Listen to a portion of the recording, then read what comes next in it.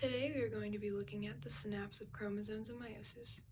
In prophase 1 of meiosis, homologous chromosomes synapse and cross over.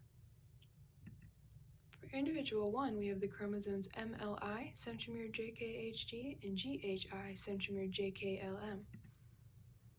I have drawn out a pericentric inversion with the crossover between the regions J and K. The different highlighted routes show the different paths the chromatids can take.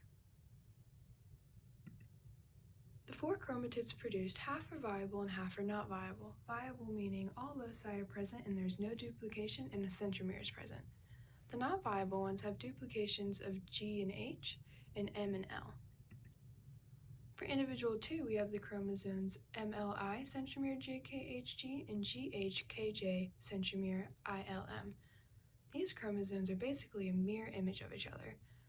Similar to if you're looking at yourself in a mirror and what you see is basically the reverse. I have also drawn out a crossover between the regions J and K of this individual. As you can see, GHKJILM is also read backwards MLIJKHG. Again, the different highlighted routes are the ones the chromatids are produced.